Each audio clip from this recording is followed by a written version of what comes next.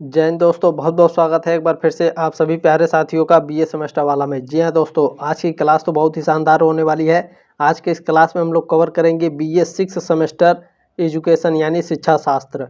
ये पहले मैं बता दूं, ये पेपर 2023-24 सत्र का है। ठीक है, अभी मई में इसका एग्जाम हुआ है, ध्यान रखेंगे।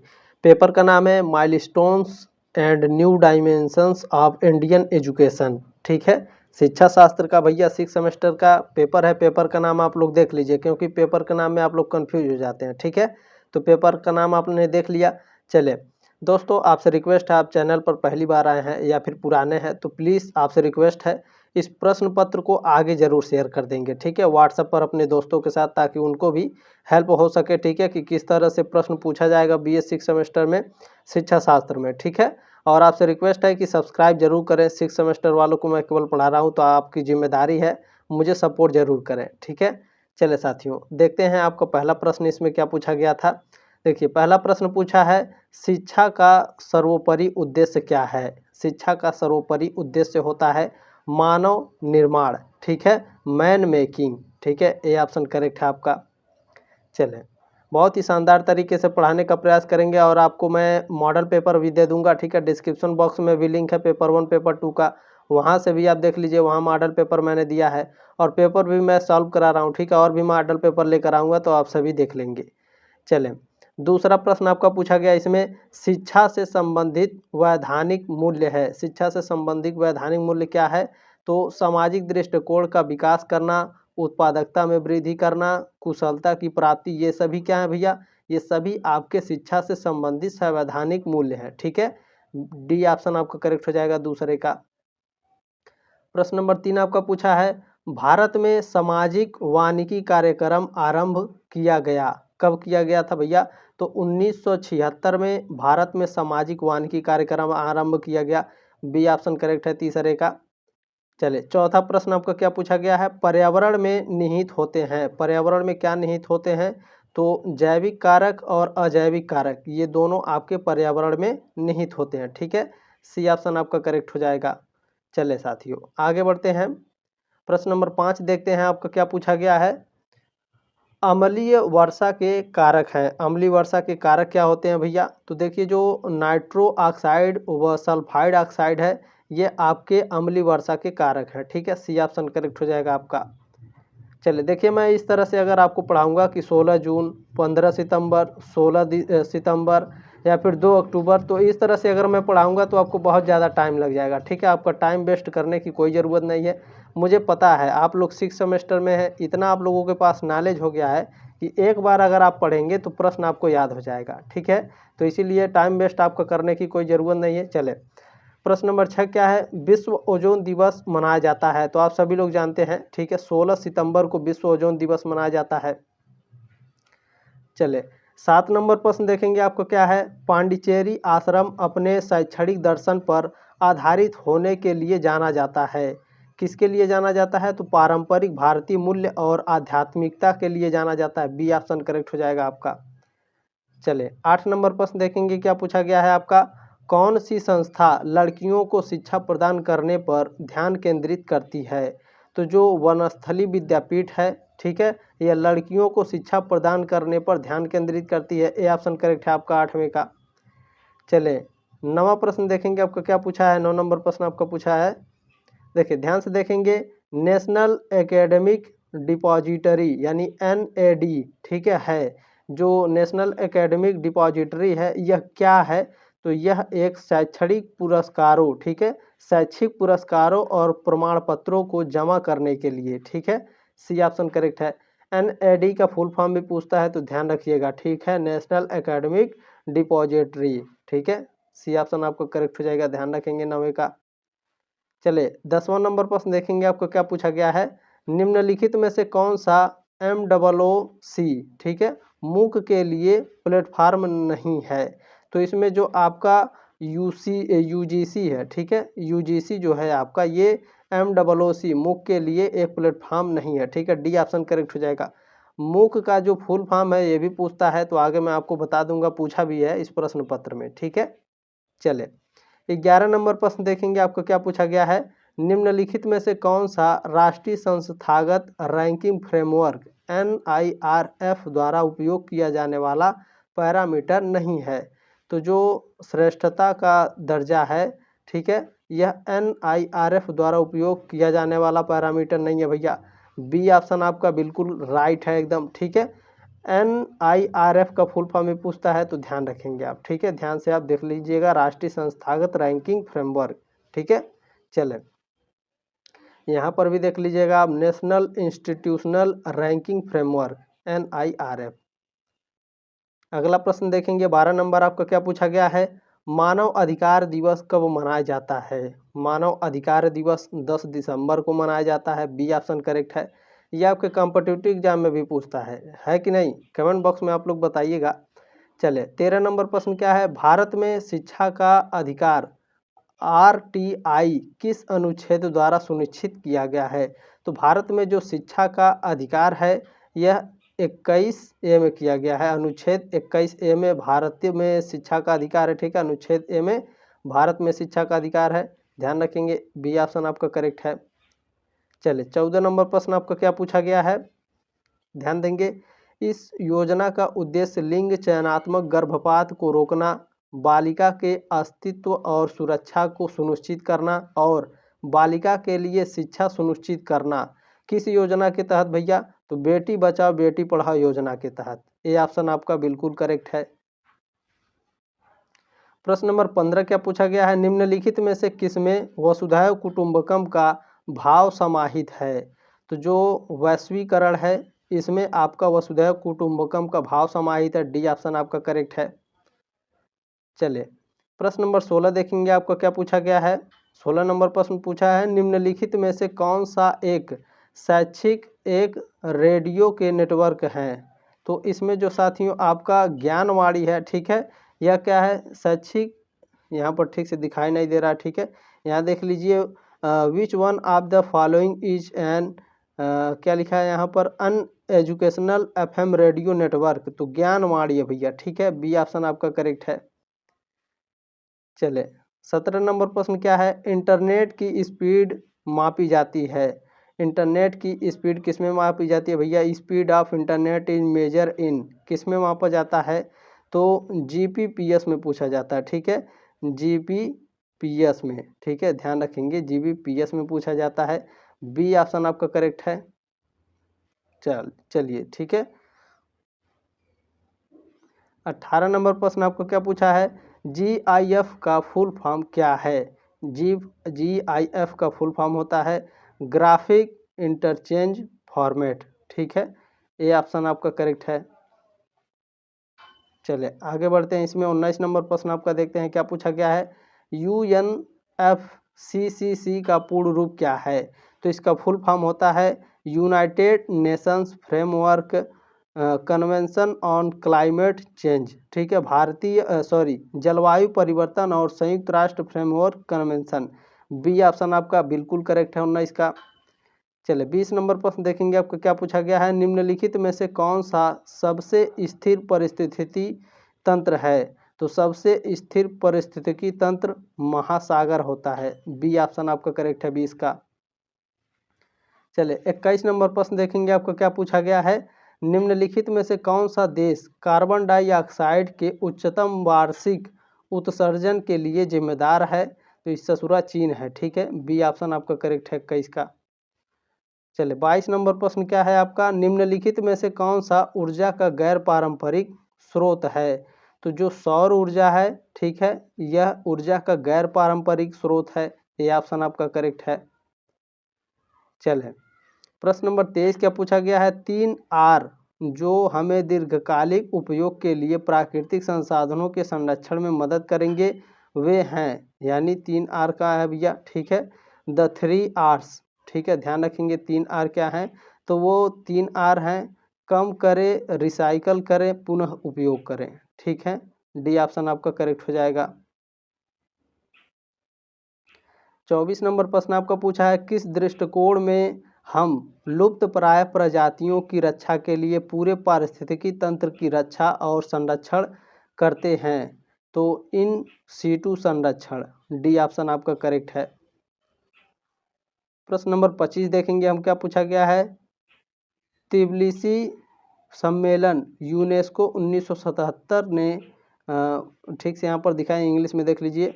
ठीक है, Tbilisi conference UNESCO 1977 develop the, किसके डेवलप के लिए भैया? तो ये आपके डेवलप के लिए बनाया गया था पर्यावरणीय शिक्षा के मार्गदर्शन सिद्धांत और पर्यावरणीय शिक्षा के उद्देश्य के लिए। ठीक है, जो तिब्लिसी सम्मेलन यूनेस्को ने किया था 1977 में, किसके लिए किया था? पर्यावरण शिक्षा के मार्गदर्शन के सिद्धांत के लिए और पर्यावरण शिक्षा के उद्देश्य के लिए। ठीक है, सी ऑप्शन आपका करेक्ट हो जाएगा, ए और बी दोनों। प्रश्न नंबर 26 देखेंगे, आपका क्या पूछा है? पर्यावरणीय क्षति को रोकने के लिए आप क्या कर सकते हैं? पर्यावरणीय क्षति को रोकने के लिए हम वनों की कटाई को रोक देंगे। ठीक है, पेड़ लगाएंगे ज़्यादा से ज़्यादा, प्रदूषण पर नियंत्रण रखना पड़ेगा। इन सभी चीज़ों को करके क्या किया जा सकता है? पर्यावरणीय क्षति को रोक दिया जा सकता है। ठीक है, डी ऑप्शन आपका करेक्ट हो जाएगा। प्रश्न नंबर 27 क्या है? पारिस्थितिकी तंत्र प्रत्यय की खोज किसने की? तो टैंसले ने की थी, सी ऑप्शन करेक्ट है 27 का। प्रश्न नंबर 28 क्या पूछा गया है? प्रतिवर्ष पृथ्वी दिवस कब मनाया जाता है? तो पृथ्वी दिवस 22 अप्रैल को मनाया जाता है, ए ऑप्शन करेक्ट है 28 का। प्रश्न नंबर 29 देखेंगे, क्या पूछा है? ओजोन परत क्षरण के लिए कौन सी गैस उत्तरदायी है? तो कौन सी गैस है? क्लोरोफ्लोरोकार्बन है। ठीक है, जो आपका ओजोन क्षरण होता है, ओजोन परत में क्षरण हो रहा है, ओजोन परत को हानि पहुंच रहा है, यह क्लोरोफ्लोरोकार्बन जिम्मेदार होता है, CFCS गैस। ठीक है, डी ऑप्शन आपका करेक्ट हो जाएगा। चलिए 30 नंबर प्रश्न आपका पूछा है, भारत सरकार ने पर्यावरणीय अनुकूल उत्पादों पर लेबल लगाने की एक योजना शुरू की जिसे इस नाम से जाना जाता है। तो इसे इको मार्क के नाम से जाना जाता है। आप लोग देखे होंगे इको मार्क लगा होता है। ठीक है, चलें, सी ऑप्शन आपका करेक्ट है। प्रश्न नंबर 31 का पूछा गया है, मुख्य पर्यावरणीय समस्याएं हैं। मुख्य पर्यावरणीय समस्याएं कौन कौन सी हैं? ओजोन परत क्षरण है, हरित गृह प्रभाव है, भूमंडलीय ऊष्मीकरण है, ये सभी क्या हैं? मुख्य पर्यावरणीय समस्याएं हैं। ठीक है, डी ऑप्शन करेक्ट हो जाएगा। चलिए 32 नंबर प्रश्न देखेंगे, क्या है? देखिए, मैंने कहा था ना आगे मैं आपको इसका मूक का फुल फॉर्म बता दूंगा, ध्यान रखिएगा, पूछा जाता है। MOOC का पूरा नाम क्या है भैया? इसका पूरा नाम है आपका मैसिव ओपन ऑनलाइन कोर्स। ठीक है, massive open online course, B option correct है आपका 32 का। प्रश्न नंबर 33 क्या पूछा गया है? ई जर्नल को कहा जाता है, ई जर्नल को इलेक्ट्रॉनिक जर्नल कहा जाता है, बी ऑप्शन करेक्ट है 33 का। प्रश्न नंबर 34 क्या पूछा गया है आपका? वन स्टॉप सेंटर योजना कब लागू की गई? तो 2015 में, सन 2015 में वन स्टॉप सेंटर योजना लागू की गई थी, सी ऑप्शन करेक्ट है 34 का। प्रश्न नंबर 35 क्या पूछा है? संविधान की धारा 45 का संबंध है, किससे संबंध है? अनिवार्य एवं निःशुल्क शिक्षा से, डी ऑप्शन आपका करेक्ट है 35 का। प्रश्न नंबर 36 देखेंगे, आपका क्या पूछा गया भैया? 36 नंबर, किस विश्वविद्यालय का लक्ष्य ग्रामीण विकास है? तो जो शांति निकेतन है, ठीक है, शांति निकेतन विश्वविद्यालय का लक्ष्य क्या है? ग्रामीण विकास यानी गांवों का विकास। ठीक है, ये ऑप्शन करेक्ट है आपका 36 का। प्रश्न नंबर 37 क्या पूछा है? निम्नलिखित में से कौन OER प्लेटफॉर्म का उदाहरण है? तो जो इसमें खान अकादमी है, यह OER प्लेटफॉर्म का उदाहरण है भैया। ठीक है, बी ऑप्शन करेक्ट है 37 का। प्रश्न नंबर 38 क्या पूछा आपका? निम्नलिखित में से कौन सी व्यवस्था दूरस्थ पद्धति के माध्यम से अध्यापक शिक्षा प्रदान करने का प्रभावी परिपूरक है? तो यह है भैया वृहत मुक्त ऑनलाइन पाठ्यक्रम। ठीक है, ध्यान देंगे यहाँ पर। चलिए मैं इसे थोड़ा ऊपर कर देता हूँ। ठीक है, ध्यान रखेंगे इसे। निम्नलिखित में से कौन सी व्यवस्था दूरस्थ पद्धति के माध्यम से अध्यापक शिक्षा प्रदान करने का प्रभावी पूरक है? तो ध्यान रखिएगा, वृहत मुक्त ऑनलाइन पाठ्यक्रम, MOOC। ठीक है, MOOC, ध्यान रखेंगे, डी ऑप्शन आपका करेक्ट है, मूक है। चलिए 39 नंबर प्रश्न आपका क्या पूछा गया है? 39 नंबर प्रश्न है आपका, शैक्षिक प्रौद्योगिकी उपागम के विकास में निम्नांकित में से कौन सा सही अनुक्रम प्रदर्शित करता है? तो इसमें जो आएगा सबसे पहले शैक्षिक प्रौद्योगिकी उपागम के विकास में सबसे पहले आपका हार्डवेयर आता है, ठीक है। उसके बाद सॉफ्टवेयर, उसके बाद मास मीडिया आती है, मल्टीमीडिया तथा आईसीटी व्यवस्था उपागम आते हैं, ठीक है। बी ऑप्शन आपका करेक्ट है 39 का। चले 40 नंबर प्रश्न क्या पूछा है, देखें, निम्नलिखित में से कौन सा भारत सरकार के मानव संसाधन विकास मंत्रालय द्वारा बनाया गया एक massive open online course MOOC platform है, कौन है, तो स्वयं है, ठीक है। बी ऑप्शन करेक्ट है, SWAYAM, ठीक है, स्वयं, बी ऑप्शन करेक्ट है आपका। प्रश्न नंबर 41 क्या पूछा गया है, निम्नलिखित में से कौन सा शब्द डिजाइन के लिए डिजिटल शिक्षण वातावरण से संबंधित है, तो जो ई यंत्र है साथियों, यह आपके शब्द डिजाइन के लिए डिजिटल शिक्षण वातावरण से संबंधित है। डी ऑप्शन आपका करेक्ट है 41 का। प्रश्न नंबर 42 देखेंगे क्या पूछा है, ओजोन का रासायनिक सूत्र क्या है, जो ओजोन होता है उसका रासायनिक सूत्र क्या है, O3 होता है, ठीक है। सी ऑप्शन आपका करेक्ट है। चले 43 नंबर प्रश्न आपको क्या पूछा गया है, निम्नलिखित में से कौन वैश्वीकरण की विशेषता नहीं है, वैश्वीकरण की विशेषता इनमें से कौन सी नहीं है भैया, तो आर्थिक संरक्षणवाद का विस्तार और गरीब देशों का अलगाव, ठीक है, यह क्या है, तो यह आपका वैश्वीकरण की विशेषता नहीं है। वैश्वीकरण की विशेषताएं क्या क्या होती हैं आप लोग देख लीजिएगा एक बार, ठीक है। मैं जहाँ पढ़ाऊँगा तो बहुत ज़्यादा समय लगेगा, आपका क्लास काफ़ी लंबा हो जाएगा। 44 नंबर प्रश्न क्या है, निम्नलिखित में से कौन सा कथन शांति शिक्षा का उद्देश्य नहीं है, तो बच्चों और वयस्कों को संघर्ष उत्पन्न करने के कौशल से लैस करना, ये शांति शिक्षा का उद्देश्य नहीं है, ठीक है। ए ऑप्शन करेक्ट हो जाएगा आपका। बाकी आप लोग पढ़ लीजिएगा, ये सभी क्या है, शांति शिक्षा के उद्देश्य होते हैं, ठीक है, ये तीनों। चलिए 45 नंबर प्रश्न क्या है, मानव जनसंख्या के मात्रात्मक एवं गुणात्मक, ठीक है, गुणात्मक दोनों पहलुओं का अध्ययन कहलाता है, गुणात्मक और मात्रात्मक, ठीक है। मानव जनसंख्या के मात्रात्मक और गुणात्मक दोनों पहलुओं के अध्ययन को क्या कहा जाएगा, तो जनसांख्यिकी बोलते हैं, ठीक है। बी ऑप्शन करेक्ट है आपका, डेमोग्राफी बोलते हैं, ठीक है, इंग्लिश में ध्यान रखेंगे। चलिए आगे बढ़ते हैं, 46 नंबर प्रश्न देखेंगे क्या है, इनमें से कौन सा सोशल मीडिया टूल नहीं है, तो देखिए व्हाट्सएप, फेसबुक, इंस्टाग्राम, ये आपके सोशल मीडिया में आते हैं, लेकिन फेटा क्या है भैया, ये आपके सोशल मीडिया में नहीं आता, ठीक है। चलें प्रश्न नंबर 47 क्या पूछा गया है, समावेशी प्रथाओं के विकास के लिए निम्नलिखित क्षेत्र महत्वपूर्ण है, सिवाय किसके सिवाय, तो शिक्षक केंद्रित और व्याख्यान आधारित शिक्षा पर जोर के लिए। बी ऑप्शन करेक्ट है 47 का।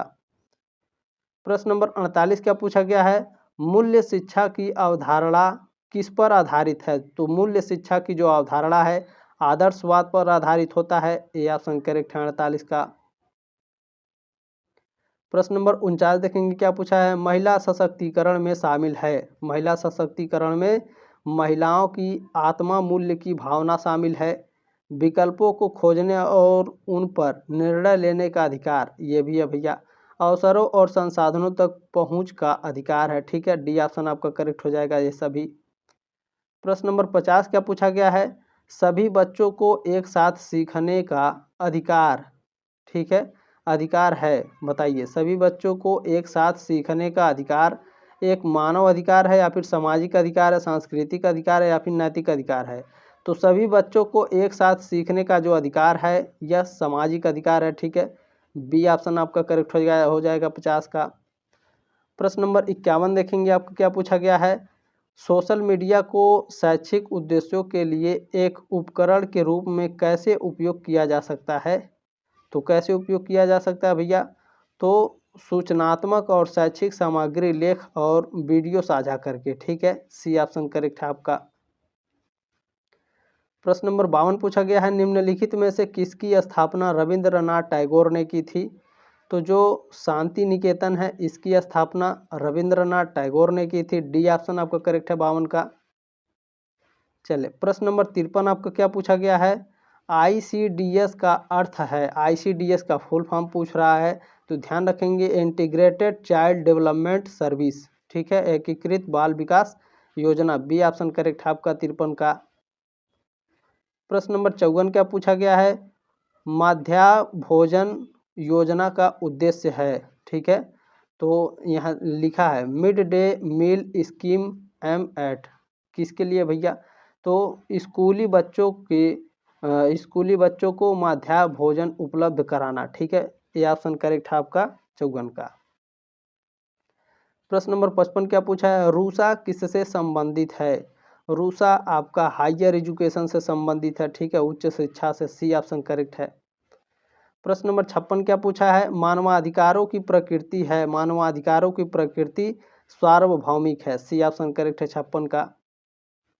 प्रश्न नंबर 57 क्या पूछा गया है? समेकित बाल विकास योजना IDS के लाभार्थी हैं, ICDS। ठीक है, ICDS के लाभार्थी कौन कौन हैं भैया?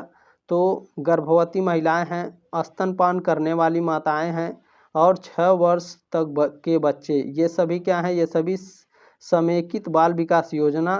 ठीक है, यहाँ पर देखिए सी लिखा ही नहीं है, आपके इंग्लिश में लिखा है ICDS, यहाँ पर नहीं लिखा है, IDS लिख दिया है। ठीक है, तो यही सब अंतर होता है, इसलिए आप इंग्लिश और हिंदी दोनों को देख कर चलें। ठीक है, 57 का डी ऑप्शन आपका करेक्ट हो जाएगा। चलिए 58 नंबर प्रश्न क्या है? सर्व शिक्षा अभियान SMA के बारे में कौन सा कथन सही है? तो 2001 में शुरू हुआ था। ठीक है, सर्व शिक्षा अभियान कब शुरू हुआ? 2001 में। पढ़े भारत बढ़े भारत MSA का एक उप कार्यक्रम है। ठीक है, SSA का। ठीक है, SSA का एक उपागम कार्यक्रम है, बिल्कुल सही है। सुगुन एक सरकारी पोर्टल है जिसे SSA कार्यक्रम की निगरानी हेतु शुरू किया गया, बिल्कुल डी ऑप्शन आपका करेक्ट हो जाएगा। ठीक है, डी ऑप्शन करेक्ट है आपका 58 का। चलिए प्रश्न नंबर 59 क्या है आपका भैया?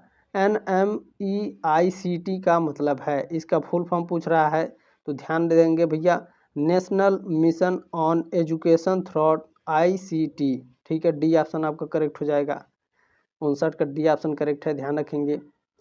प्रश्न नंबर 60 आपका क्या पूछा गया है? शिक्षा का अधिकार अधिनियम के अनुसार निजी विद्यालय में कितने प्रतिशत बच्चों को निःशुल्क शिक्षा प्रदान की जानी है? तो जो 25% बच्चे हैं, ठीक है, 25% बच्चे, ये शिक्षा का अधिकार अधिनियम के अनुसार, ठीक है, 25% बच्चों को निःशुल्क शिक्षा प्रदान की जानी है। चले 61 नंबर प्रश्न आपको क्या पूछा गया है? दुनिया भर में सबसे लोकप्रिय सोशल मीडिया प्लेटफॉर्म कौन सा है?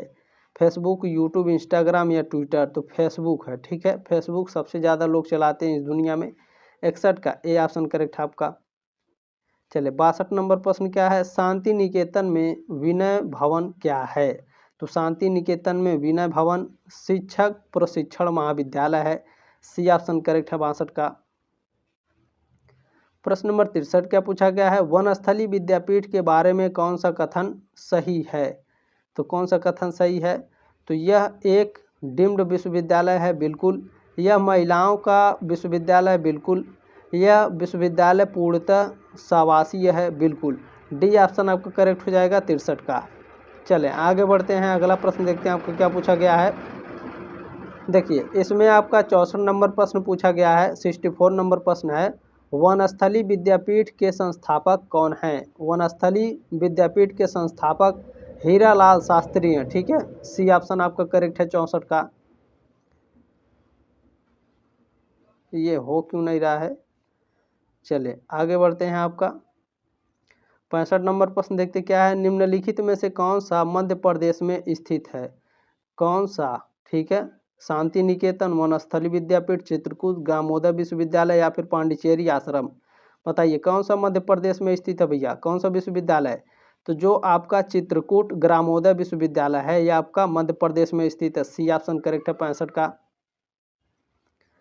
प्रश्न नंबर 66 देखेंगे क्या है? अच्छी आदतों और मूल्यों को विकसित करने के लिए सबसे उपयुक्त उम्र है?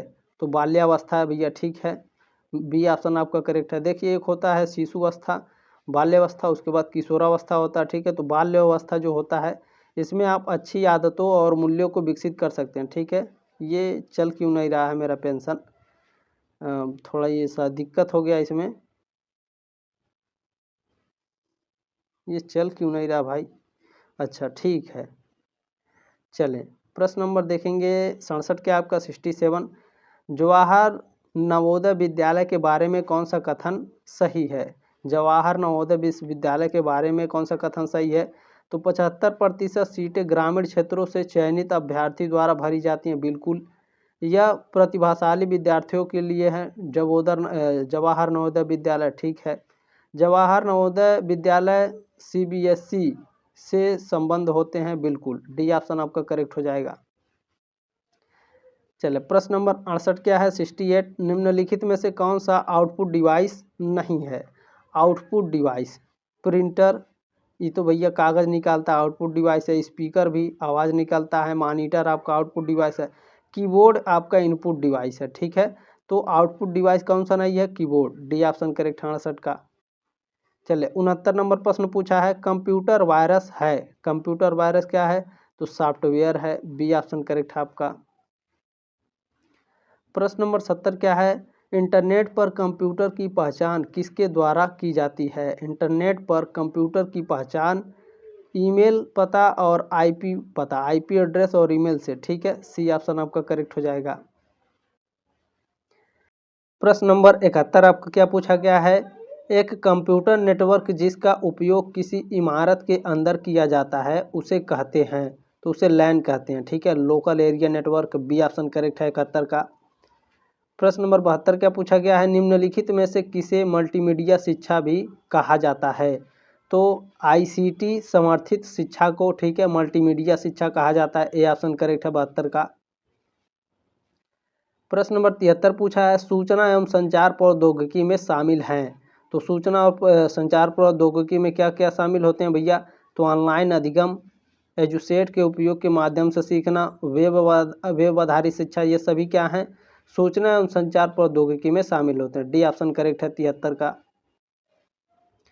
प्रश्न नंबर 74 क्या है? विश्व का सर्वोच्च शांति पुरस्कार कौन सा है? विश्व का सर्वोच्च शांति पुरस्कार नोबेल शांति पुरस्कार है। सी ऑप्शन करेक्ट है 74 का। प्रश्न नंबर 75 देखेंगे क्या पूछा है? निम्नलिखित में से स्वयं, ठीक है, अभी ऊपर आपने पढ़ा है इसको, ठीक है, SWAYAM को, ठीक है, किससे तात्पर्य है? तो यह जो होता है स्वयं, ठीक है साथियों, जो स्वयं है आपका, यह study base of active learning for young aspiring mastermind, ठीक है, यानी फुल फॉर्म है इसका, ध्यान रखिएगा, ठीक है। यहाँ पर भी आपका फुल फॉर्म पूछ लिया, देखिए, इसलिए मैं कहता हूँ जो भी मैं बता रहा हूँ भैया बिल्कुल एकदम ध्यान से पढ़ेंगे, ठीक है, ध्यान रखिएगा, ठीक है। चले, study base of active learning for young aspiring minds, ठीक है, ये SWAYAM का फुल फॉर्म है, ठीक है। ये रहे साथियों आपको 75 प्रश्न। आपके साथियों आपसे रिक्वेस्ट है प्लीज़ इसको ज़रूर शेयर कर देंगे, ठीक है, लाइक शेयर सब्सक्राइब जरूर कर देंगे। जल्दी मिलते हैं आपके नेक्स्ट मॉडल पेपर में, तब तक के लिए जय हिंद, वंदे मातरम।